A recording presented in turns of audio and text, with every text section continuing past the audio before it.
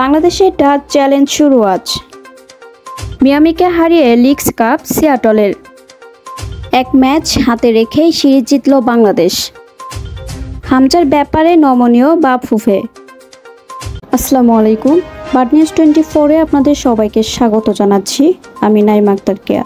এতক্ষণ দেখছিলেন সংবাদ শিরোনাম, এখন দেখবেন বিস্তারিত। নেদারল্যান্ডসের জার্সিতে নেই কোনো বাণিজ্যিক প্রতিষ্ঠানের লোগো। বাংলাদেশ অধিনায়ক লিটন দাসের সঙ্গে যখন ডাচ কাপ্তান স্কট এডওয়ার্ডস ট্রফি উন্মোচন করলেন, তখন এই পার্থক্যটা খুব সহজেই চোখে পড়ল। তাদের এমন জার্সি স্পষ্ট আভাস দেয় দেশটিতে ক্রিকেট কতটা পেছনে। ক্রিকেট দুনিয়াতেও খানিকটা দুর্বলতম প্রতিপক্ষ হিসেবেই ভাসে নেদারল্যান্ডসের নাম। নামের সঙ্গে আন্ডারডগ তকমা থাকায় বাংলাদেশের সঙ্গে নির্ভর হয়ে মাঠে নামবে সফরকারীরা। অন্যদিকে বাংলাদেশের চ্যালেঞ্জ ভালো খেলা, পাশাপাশি এশিয়া কাপের আগে এই সিরিজ বাংলাদেশের ম্যাচ খেলার ঘাটতি মেটানোর একমাত্র উপায়। এশিয়া কাপের প্রস্তুতি সিরিজ হলেও এখনই মহাদেশীয় টুর্নামেন্ট নিয়ে কোনো ভাবনা নেই বাংলাদেশের, বরং আপাতত পূর্ণ দৃষ্টি নেদারল্যান্ডসের বিপক্ষে 3 ম্যাচের সিরিজ ঘিরেই। আজ সন্ধ্যা 6টায় 3 ম্যাচ সিরিজে প্রথম টি-20তে নেদারল্যান্ডসকে আতিথ্য দেবে বাংলাদেশ।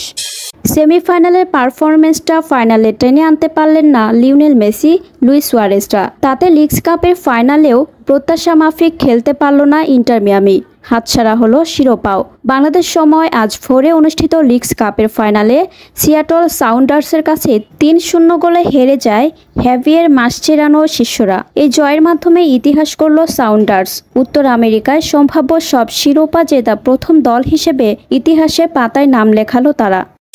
এক ম্যাচ হাতে রেখেই নেদারল্যান্ডসের বিপক্ষে সিরিজ জয় নিশ্চিত করেছে লিটন মুস্তাফিজরা। গতকাল দ্বিতীয় টি-20তে নেদারল্যান্ডসের ছুড়ে দেওয়া 104 রানের লক্ষ্য 9 উইকেট ও 41 বল হাতে রেখে জয় পায়।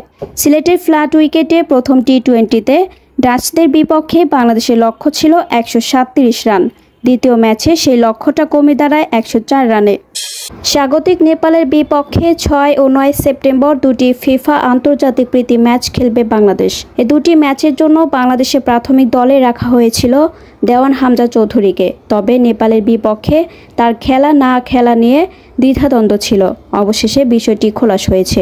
নেপালের বিপক্ষে খেলছেন না ইংল্যান্ড প্রবাসী এই ফুটবলার। হামজার না খেলার ব্যাপারটি নিশ্চিত করেছেন জাতীয় দলের ম্যানেজার আমির খান। আজ প্রীতি ম্যাচ খেলার উদ্দেশ্যে নেপালের বিমান ধরবে বাংলাদেশ ফুটবল দল। এতক্ষণ আমাদের সাথে থাকার জন্য আপনাদের সবাইকে ধন্যবাদ। পরবর্তী সংবাদ দেখার জন্য আমন্ত্রণ এবং সাবস্ক্রাইব করে বার্ড নিউজের পাশে থাকুন।